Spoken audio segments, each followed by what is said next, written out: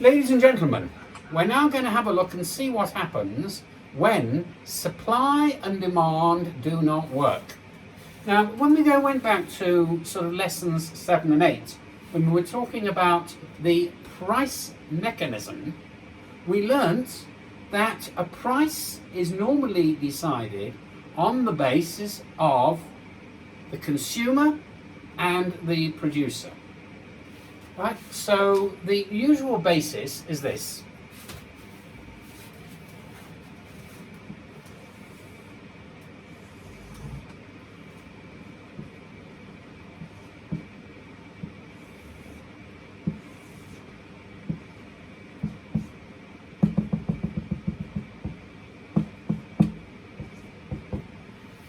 Now, this diagram shows what happens in a perfect market.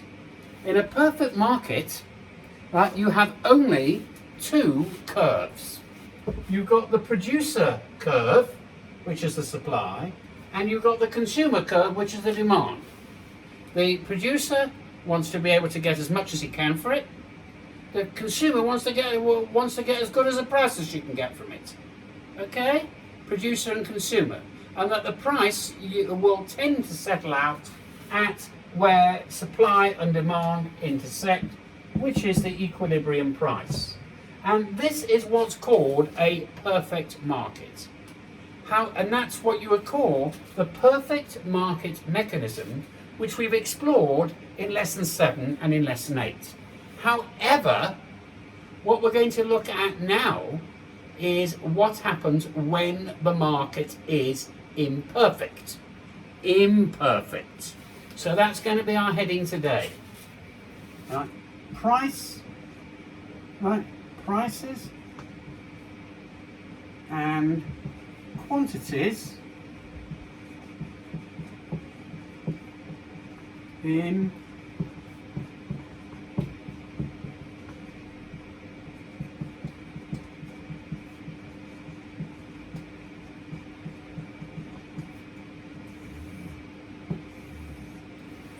an imperfect market. Now, remember that we actually said that the aim of one of the good things about market price is that it will maximize the producer surplus and also the producer surplus and the consumer surplus.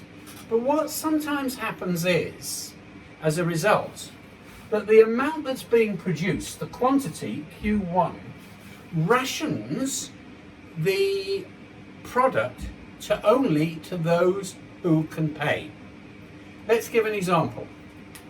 Right, when it comes to falafels, right, that product, the number of falafels is produced is Q1. And the only people who can have falafel are those who've got 15 shekels, the price, to be able to pay for it. Right, that's the principle of price rationing. Now, that's all very well for falafels. But what happens when we're dealing with something that is typically necessary and at the same time people need it? That means that there's not enough of it, that if we went according to the price, not everyone would be able to afford it.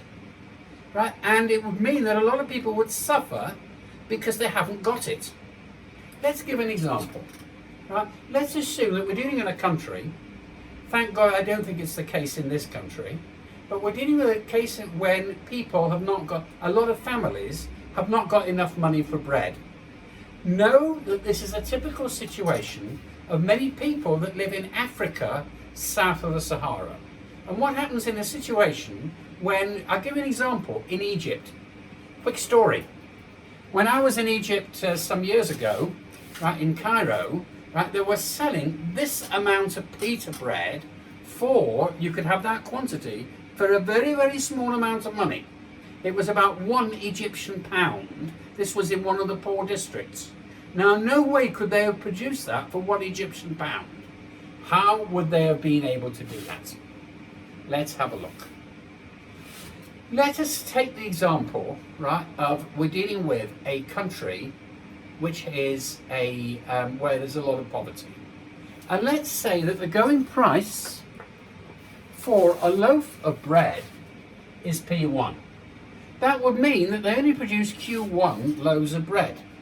Assuming that bread is something that you need for your diet, right, that you need it, and that it's necessary that the population should at least have enough of the basics to eat, represented by bread.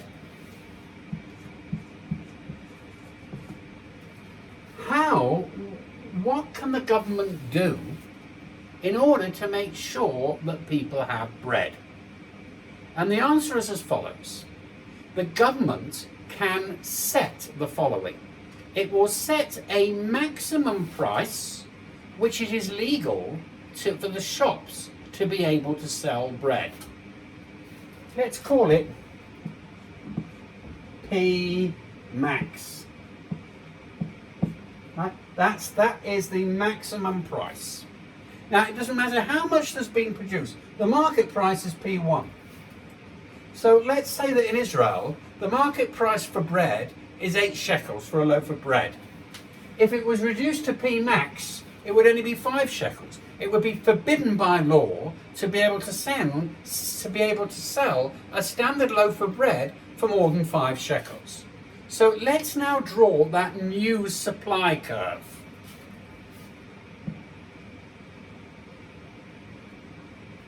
Right, S. Right, S. Right now, that new supply curve is one that's been fixed by the government. It wasn't fixed by the market. It says that however much bread is produced, it may only be sold at that maximum price, which is below the equilibrium price. Right? So let's call it S max. Now, there's a special name for that. When the government sets a maximum price that bread can be sold, it is called a price ceiling.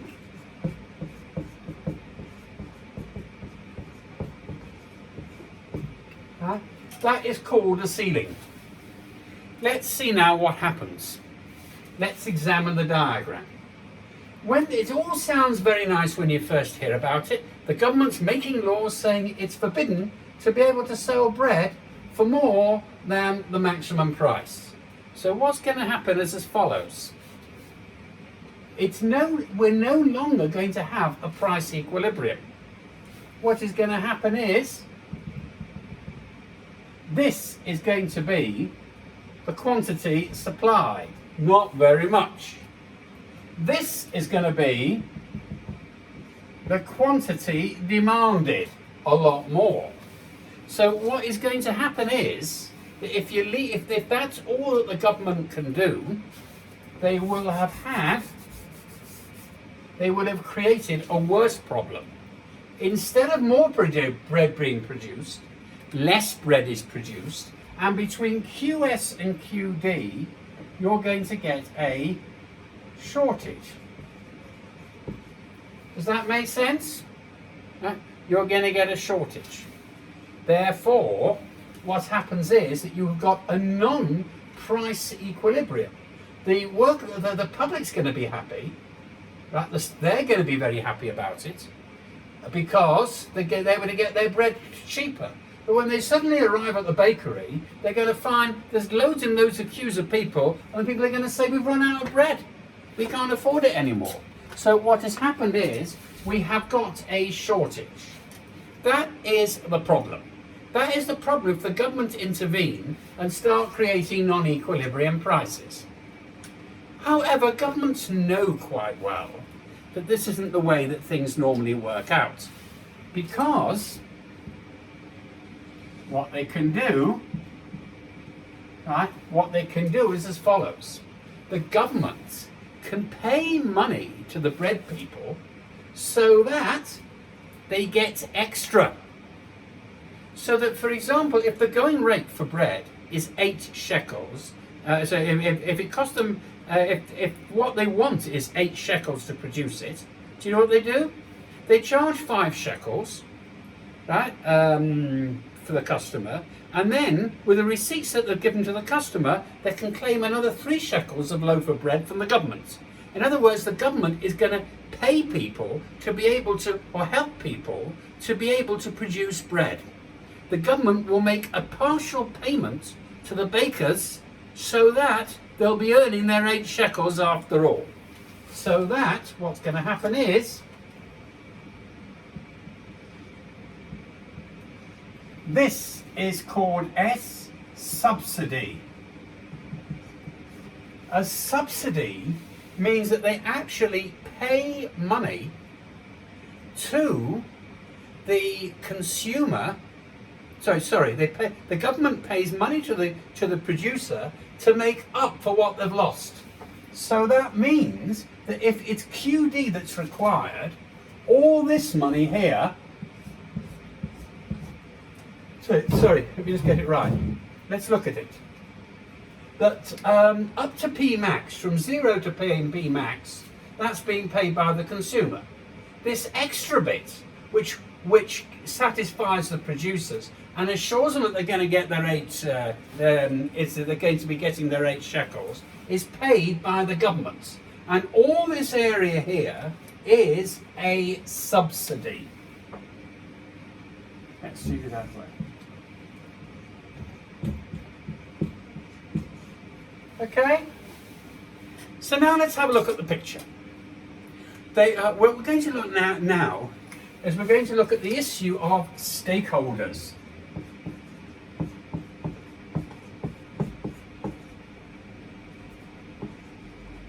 Who's involved? Once we've got it, we've got 3 parties that are involved. Firstly, we've got producers, then we've got consumers, and then we've got a third government that's involved, which is the taxes and the taxpayer. Right? Remember that the governments have got money, they raise taxes, right, from various ways, and they also spend the government money. Right? They can tax goods that they don't want produced, or they think that they know, or they've got other reasons, and they can subsidise goods where not enough is being produced. And in this case, what's happening is that the government have actually given a subsidy, because for every loaf of bread that's produced at 5 shekels, right, the producers get an extra 3 shekels from the government. And that should be able to give you the picture. So now let's have a look at this arrangement.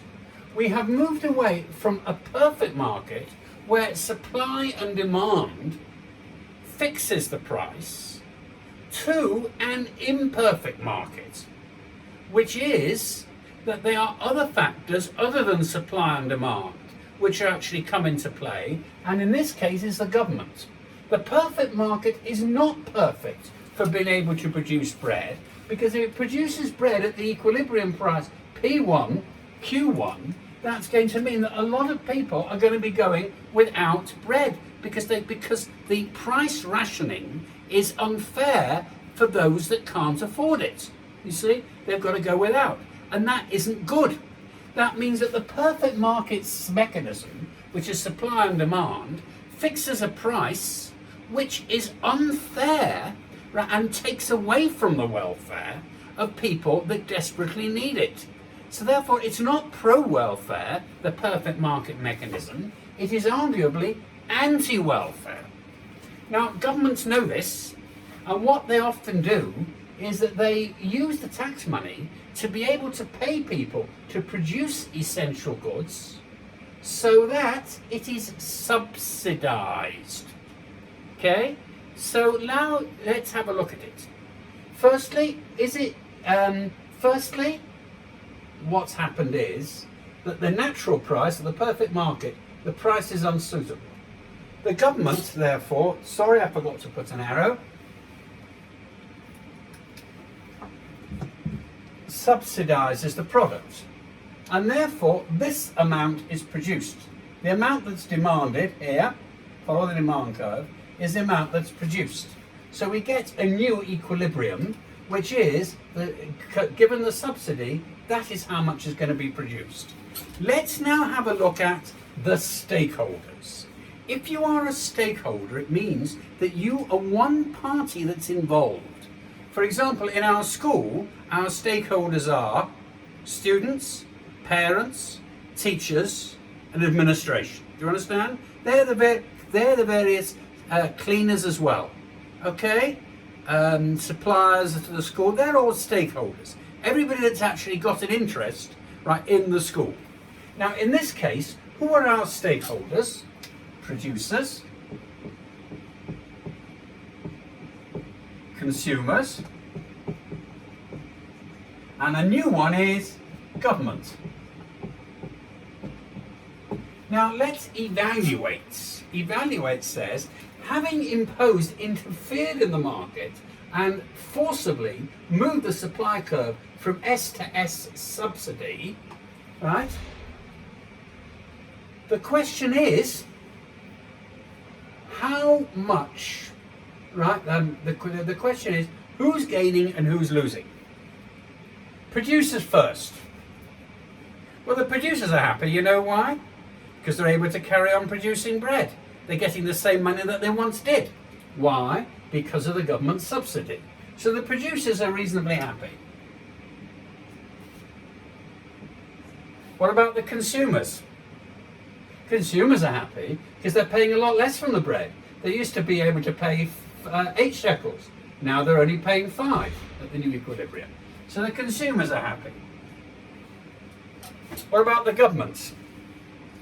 Well, the government's got money, and the government has decided to prioritise.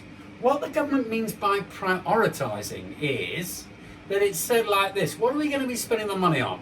Are we going to be spending the money on bread, or are we going to be spending the money on improving the roads, let's say? Well, people are hungry, they can manage without travelling. So the opportunity cost, which is the next best thing that they've got to spend their money on, which is improving the roads, right? It means we're going to have bumpier roads, but people are going to be happier with the government because at least they've got enough food inside them. You see what I mean? So with the government, all right, just about.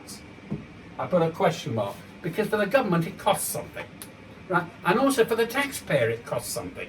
They may have to raise the taxes, you see. And one of the things that makes governments unpopular is when taxes get put up. And people often show their displeasure at the next election by electing the other party that says that we're going to put the taxes down a little bit. Do you understand? So we're looking here at this situation with 3 stakeholders in an typical imperfect market. In a perfect market, we've got 2 stakeholders, producers and consumers. How is it going to affect the producer? How is it going to affect the consumer? That is in the perfect market.